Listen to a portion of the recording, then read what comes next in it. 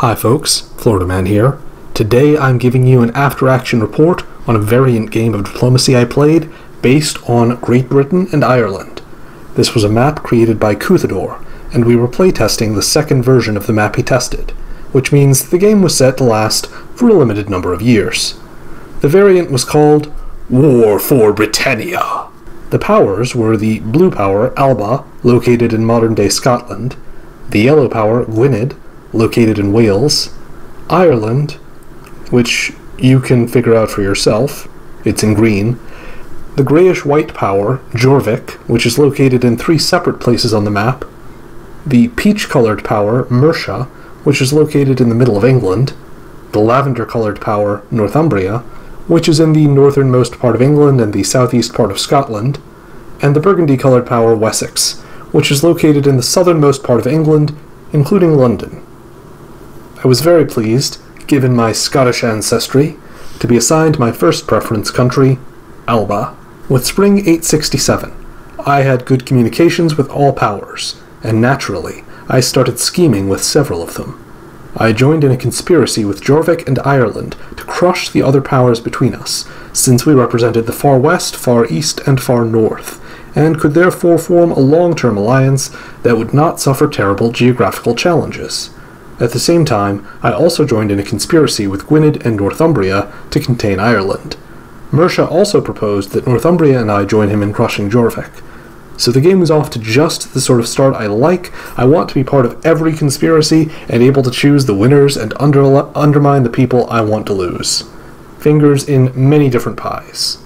At this early stage, I was feeling much more interested in working with the Irish and Jorvik because they were appealing to my desire for growth, unlike the Gwynedd and Northumbria coalition that were basically trying to play off my fear of Ireland, which was not non-existent, but Ireland did not look like the big bad wolf here to me. The Gwynedd player was telling me that he did very well with Ireland in an earlier playthrough, although I didn't really think that was necessarily super relevant.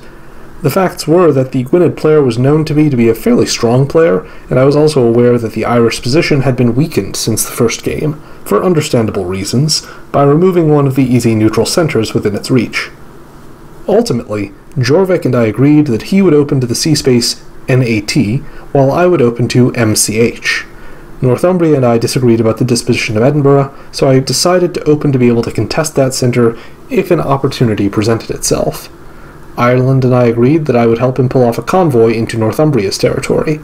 For me, this was really a way to get Ireland to swing his fleet east against Northumbria, rather than contesting the Hebrides Islands, since I knew he could take the South Hebrides if he wanted to, but I could get both neutral centres if Ireland decided to focus instead on launching an attack against Northumbria.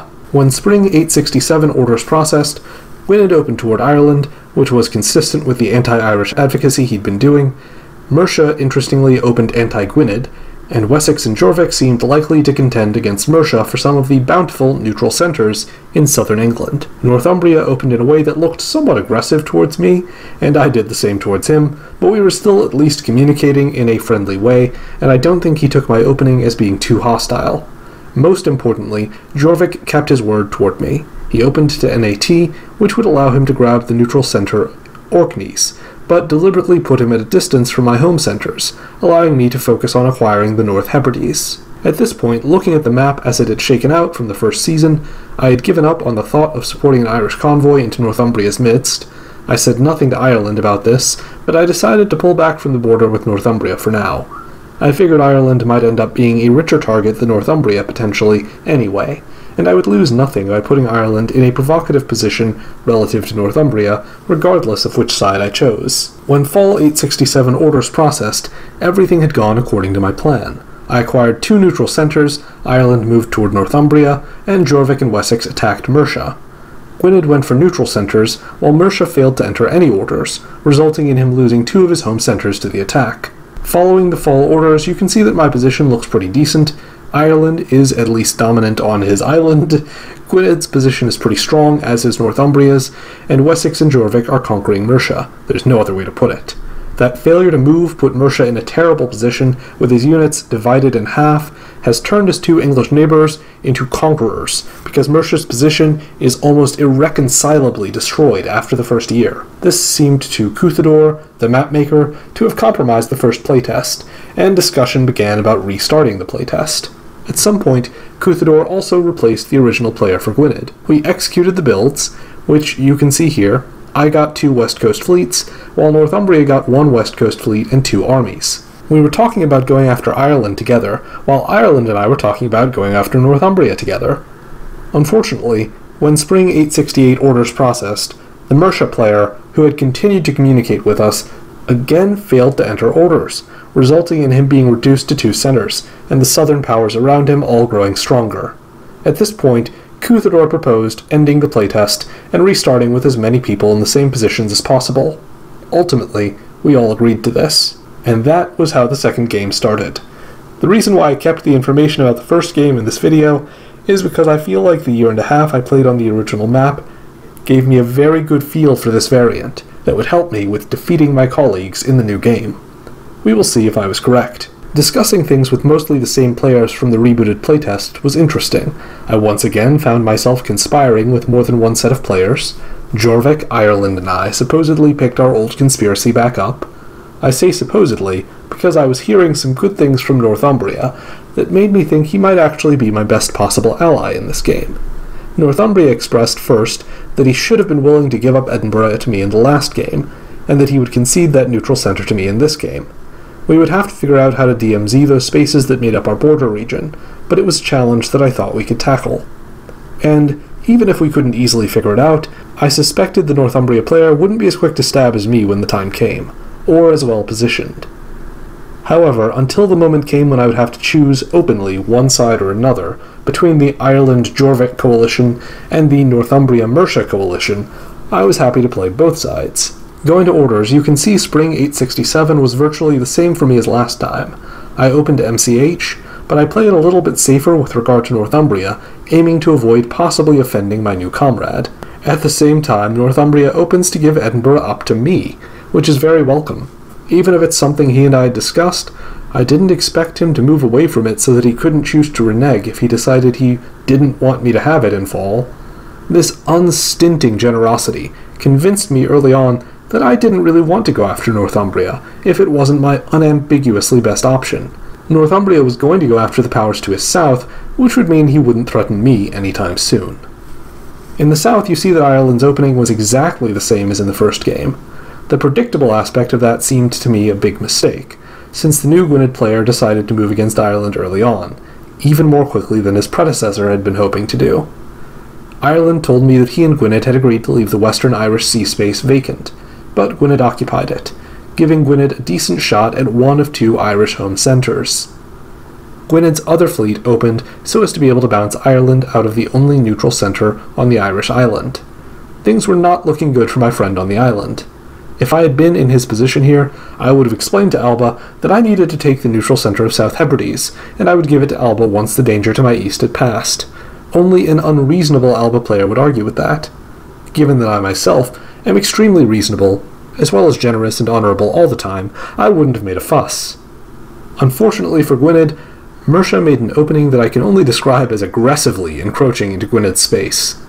Maybe some of this was agreed to by Gwynedd, but if I were him, I'd be very concerned. Now might be a good moment to rethink the Irish invasion. Looking further east, Wessex and Jorvik might be headed for conflict because they both open somewhat toward each other, and Wessex clearly seems to have discussed opening plans with Mercia to avoid butting heads. An interesting first season. I was a bit less active in fall diplomacy, mainly because everything was going the way I wanted it to already.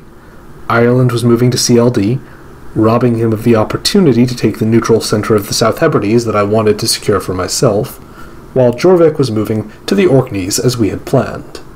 I mainly just communicated with Northumbria to make sure we were still on the same page. Looking to fall 867 orders, I again chose not the position to be able to support Ireland into Northumbria territory, just like I had in the first game. Ireland again moved toward Northumbria, which ceded the Hebrides region to me, just as planned. Unfortunately for Ireland, he also bounced with Gwynedd in the south, whose almost pointless aggression caused Gwynedd to grow substantially less than he could have, and Ireland to not grow at all. Northumbria limited himself to taking 2 centres this season, having sacrificed Edinburgh as mentioned earlier in order to placate me. I think this may have been a mistake, but then again, the fact that he did this is probably a big reason why I'm not planning to help Ireland against him right now. Northumbria is doing something much like myself right now, actually. He's limiting the number of powers who can feel aggrieved by the way in which he's expanding.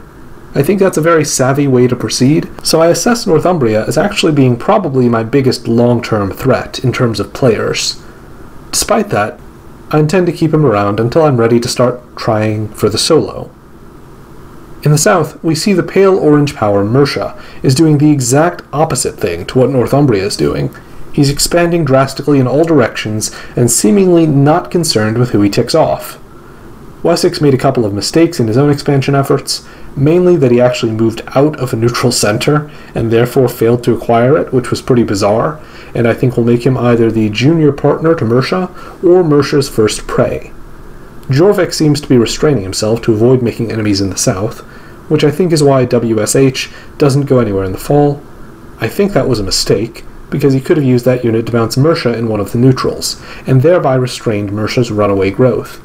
I know that would have made him an enemy, but I think Mercia will see him as a delicious meal anyway, and I think Jorvik should probably be trying to work with Wessex against Mercia, if that's possible here. As we go into winter 867, Ireland is telling me he'll have to hold off on the convoy into Northumbria that we'd agreed upon, because he needs to take Gwynedd out. This fits very well with my plans, because I was thinking that rather than helping Ireland convoy, I might attack Ireland. I don't really care either way who wins between Gwynedd and Ireland, as long as the fight drags on a long time. The best thing for me about the way the Irish situation continued was that he wasn't upset about what happened, and he would be a good distraction for the southern powers for a little while. Northumbria, who is looking like my main ally right now, suggests that he should mainly focus on armies, while I mainly focus on fleets. Analyzing the map, I am open to this. I think this is a map with a heavy naval influence because it's set on an island, a majority of centres are coastal, and as long as I have enough armies to form a bottleneck around Edinburgh, I think fleets will do most of the heavy lifting for me. When winter processes, you see I decided to build 2 fleets and 1 army, because it was impossible for me to build 3 fleets with only 2 coastal centres, and frankly, because that made a good excuse for me to acquire 1 more army. Northumbria acquired 2 armies as expected. Mercia also built a ton of armies, so Wessex, Gwynedd, and Jorvik all need to watch their backs. Jorvik built 2 armies and a new fleet right near me, and I was a little less happy about that last part. In spring 868, with my new builds well positioned for a possible backstab into Ireland, I considered possibly joining Gwynedd and crushing him. I send Gwynedd my first ever message in the game, in which I say, "It's amazing we haven't spoken so far, and I propose a joint invasion of Ireland." Gwynedd responds back with the following: "Greetings." Yes, he misspelled greetings. "Well, there is a reason. I am a selfish ruler who neighbors Mercia, who is very powerful, and I am not. Gotta invade Ireland and get more power. If we divide Ireland, there won't be enough for me. It is a small island." End quote. So I agree not to interfere with his conquest. This is hilarious to me because Gwynedd will be stuck in this war for a while unless I'm badly misreading the situation, and this will allow me to focus on whichever other opponent I choose for a while, not worrying about either Gwynedd or Ireland interfering from the south. In order to make it more likely that Ireland will give Gwynedd more trouble, and to help build the relations with both Northumbria and Ireland, I suggest to both of them that Ireland should receive Northumbria's help. When Spring 868 orders process, you see that my efforts were successful. Northumbria supported Ireland into Western Irish Sea, while Western Irish Sea moved into Duffel, and Gwynedd's other fleets took to the seas around Ireland. Gwynedd's position against Ireland continues improving, it seems. I think Ireland's position will soon be unsalvageable, unless I bring in all of my forces to support him, which definitely does not interest me. Mercia is also trying to move away from Gwynedd, leaving him space to fight. Mercia is unsuccessful in most of his moves here, but you can see now he's fighting both Wessex and Jorvik, who are fighting on the same side, the only logical thing for them to do, as I mentioned in the previous year. Northumbria is clearly on Mercia's side, which is interesting. His other movements are toward the border with me, which is not something I'm very fond of. At the same time, Jorvik is making the interesting decision to move his fleets to NAT and MRF. The MRF move is something I wouldn't mind so much if the other fleet had moved to North Sea, but the NAT move is something that could almost only be done for the purpose of attacking me. My messages at this time reflect that I'm a little worried about Jorvik's move, and I'm both raising that concern with other people, suggesting that maybe he and Northumbria are going to attack me, and I'm questioning Jorvik about it. However, Jorvik gets back to me, and he makes it clear that he's just as bewildered about this as me. He points to the orders that were entered, which actually contradict the map, so it turns out the GM actually made an error. Jorvik wasn't moving to NAT, he was moving to North Sea. You can see there is a correction made on the map leading into fall, which reflects that the correct space Jorvik is in is North Sea. With Jorvik no longer in NAT, I have no apparent threats on the horizon after all, just the potential to be attacked by either Jorvik or Northumbria sometime in the future. Jorvik claimed he was actually going to move his units further south and deal with the threats from Northumbria and Mercia, which seemed to me to open up an opportunity for me in the north. We discussed the possibility that I'll move on Northumbria too. When Fall 868 orders process, we see I've snuck into Orkneys, while Jorvik moved toward Northumbria to follow up on what we had discussed. Elsewhere, he and Wessex are doing reasonably well holding out against Mercia's attack, while Northumbria walks into Mercia's centre of Lancaster. I think that was with Mercia's consent, but things continue to be nicely chaotic. Ireland takes his centre back from Gwynedd, although Gwynedd succeeds in taking the neutral centre on the Irish island, and I'm sitting in CLD, supporting the Irish fleet in Western Irish Sea, holding in place. It turns out that propping up Ireland is taking very little action from me. After the fall, Jorvik is far from happy with me, it's fair to say. I promise not to dot him without his consent again, and I explain that I want to feel secure in my corner by getting control of the whole north. To that end, I propose that he transfer his other northern centre to me if I get him into a couple of Northumbria's centres in exchange. He somewhat reluctantly agrees.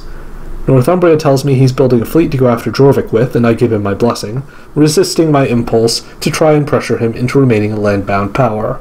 I think he will actually be more useful with this, and this will help me maintain army parity with Northumbria, so it's not ultimately a bad thing. In winter 868, I acquire a new fleet on each coast. Northumbria gets the east coast fleet I expected, Wessex and Gwynedd each get a new army to defend his homeland from Mercia, and Jorvik destroys one of his southern armies. It's a shame he has to worry about me, because I think destroying a fleet instead would have been a more efficient use of resources for him. Maybe I should have delayed the move against Jorvik for a little bit longer. In spring 869, I decide it's time to stop playing nice with Ireland. He has opened himself up fully for the stab. He can't really offer me much at this point, and I think I can lily-pad hop from working with him to working with his attacker, Gwynedd. Or I can just invade Gwynedd after Ireland is gone. Gwynedd and I have a brief discussion in which we agree that I will rule over Northern Ireland while he will take the southern parts, one of which centres he already holds. I think that's rather generous of him in the present, considering he's spent so much time fighting Ireland. If I actually keep this agreement, it'll be rather generous of me in the future. Because I will almost certainly be in a position to destroy Gwynedd after Ireland is out of the way. Things to think about after I've buried the Irish player.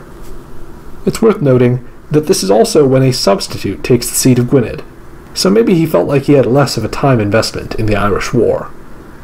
At any rate, I think it was a good decision on his part because he would have taken years more to defeat Ireland, and now he can beat the Irish in a single stroke. If original Gwynedd rejoins, I will have to make sure he reaffirms this agreement, though. Spring processes, and Ireland did not realize I was about to stab him, so he didn't defend himself, which means he is finished. He has no possible way to defend himself from me and Gwynedd. The only thing that could save him from immediate defeat is if Gwynedd decided to stop killing Ireland and help save him, which is hard to imagine. So Ireland is almost done in a single stroke. At this point, I'm looking to how I will position for the solo. This board has more centers than the standard diplomacy map, or I could make a solo run pretty soon, actually. I already have 8 centers, I should be at 10 by the end of this year. 18 can be surprisingly close once you've gotten to 10 centers, if the other powers aren't paying adequate attention to you. However, on this map there are 41 centers, so I need 21 to solo. The only real rival I have in this respect is Mercia in the south, but unlike me, he's surrounded by potentially hostile powers. I didn't have the leisure to really focus on the problem of Mercia, but I think now that I see how strong he is, I will need to slow down my conquest of other areas in order to try to rein him in.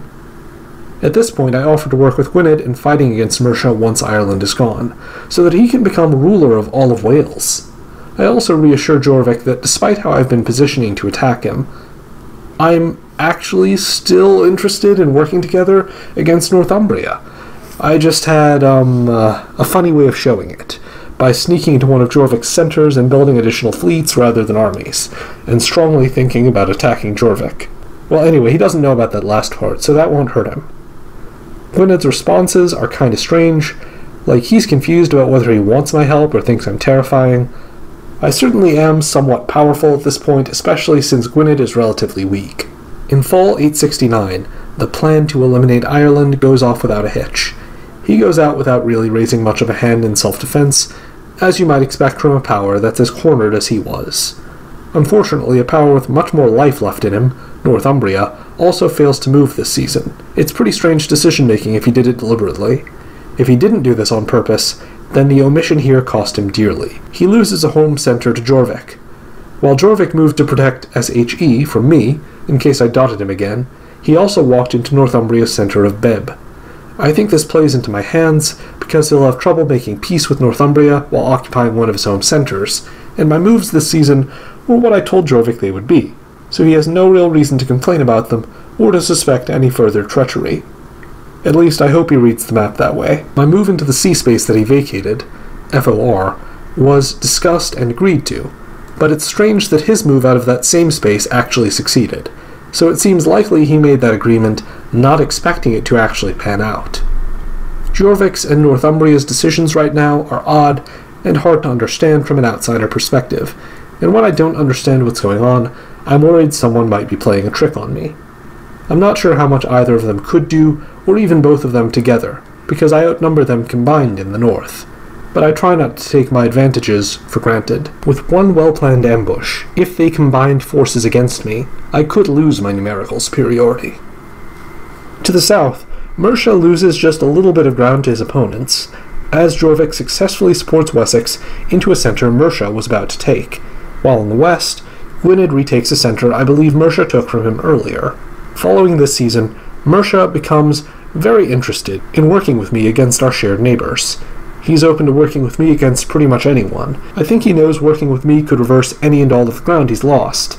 Of course, this is enticing in a way, but he's also the only person I actually have to worry about keeping under control right now, since he's the closest to being as strong as me.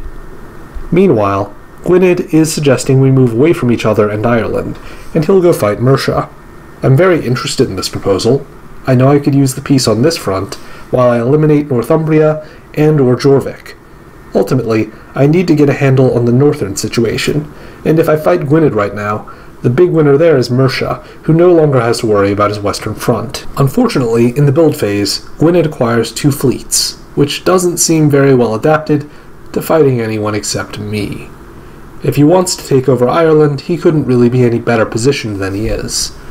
This is at the same time that I built a fleet in Roz and an army in Elba, basically putting my new units as far away from Gwyned as I could. In another negative sign for me, Mercia destroyed his unit that was positioned adjacent to Gwyned's homeland. Going into spring 870, Gwyned claimed he was going after Cornwall, and that was why he built the 2 fleets. He also questioned why I built a west coast fleet.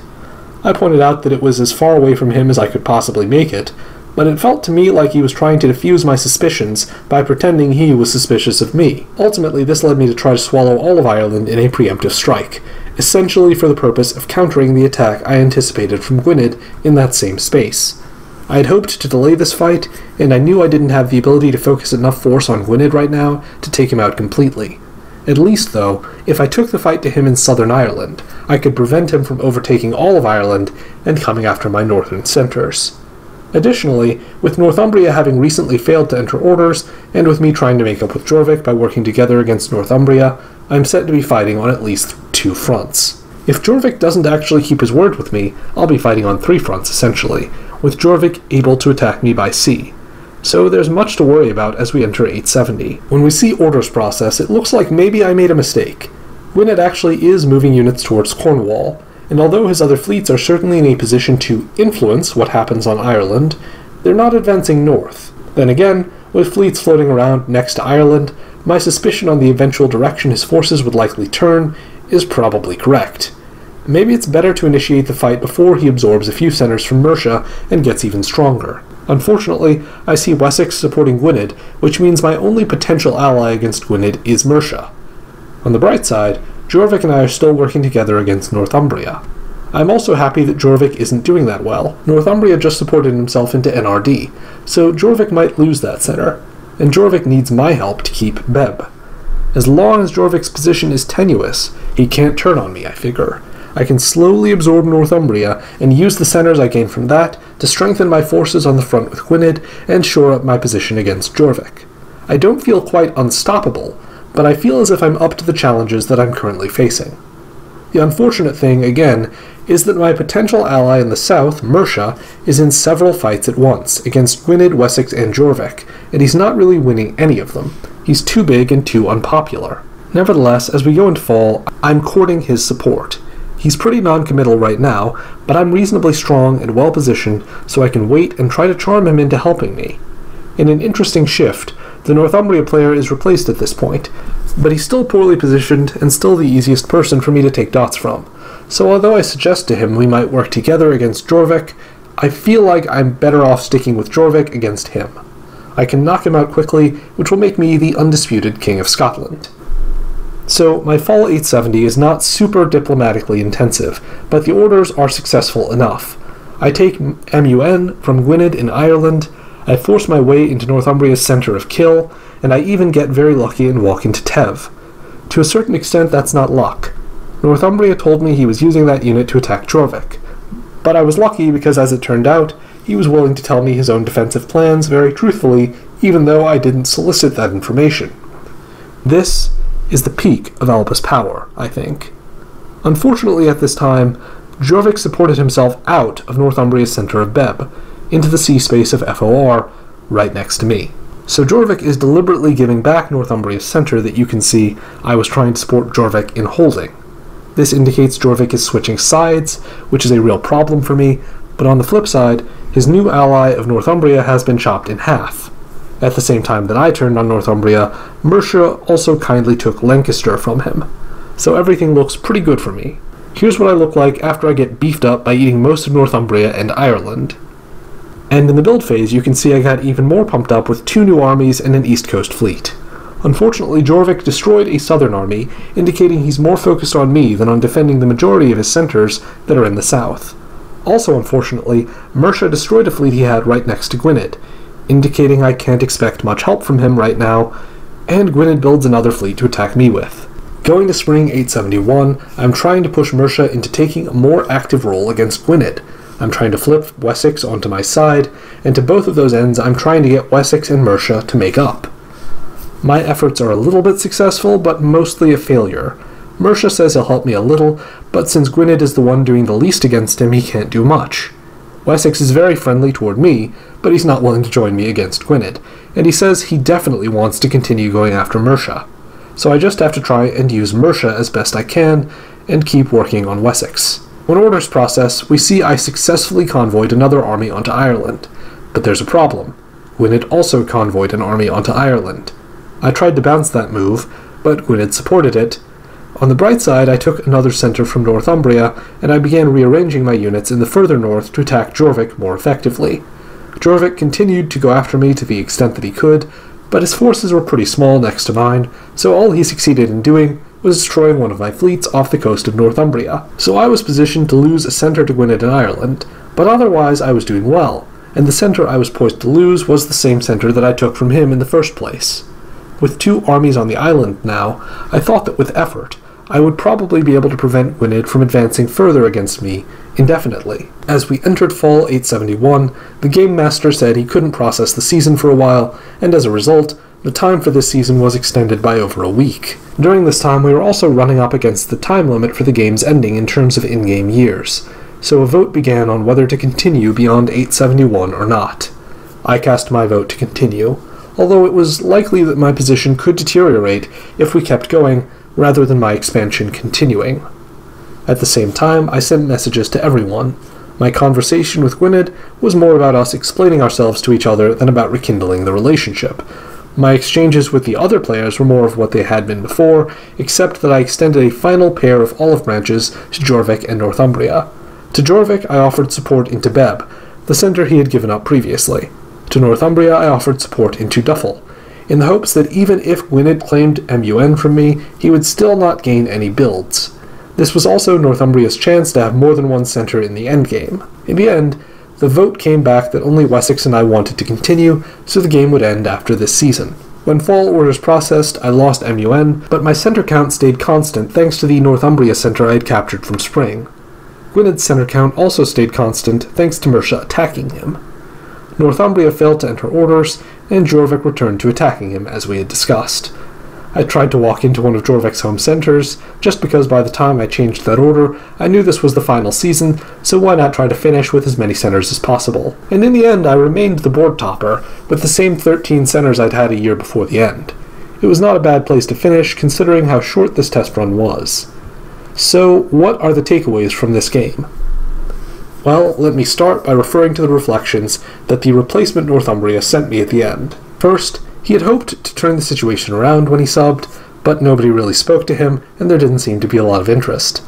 Gwynedd was the only one who consistently responded to his press. The game stopped adjudicating for 2 weeks without any signs of life, so he forgot to enter orders for the last turn. And, although he found it annoying that I stabbed him right as he entered his position, he thought it did make sense, to be honest. Thank you for your reflections, Squashy Wand 0. As for my reflections, I'll start with the geography of this variant, since the creator wanted feedback on that, and I don't think I provided any before now. I think this is mostly a pretty well-balanced map. I think it's arguably the case that Ireland is a little bit weaker, and Gwynedd a little bit stronger than they should be. There are too many neutral centres all around Gwynedd, and only 3 within Ireland's possible reach in the first year.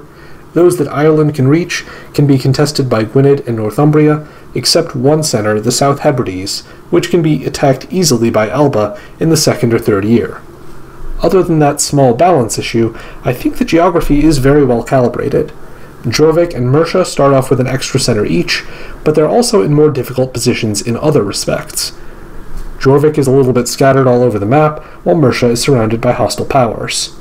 The actual history of the playtest seems to show that situation is fairly well balanced. I don't think Alba is overpowered, but I certainly think my position was stronger from the beginning than Ireland's. I don't know how much of that, though, is geography versus how much was my own efforts. In terms of my subjective experience, I think there was a clear route for Alba to become particularly powerful that I was able to quickly figure out.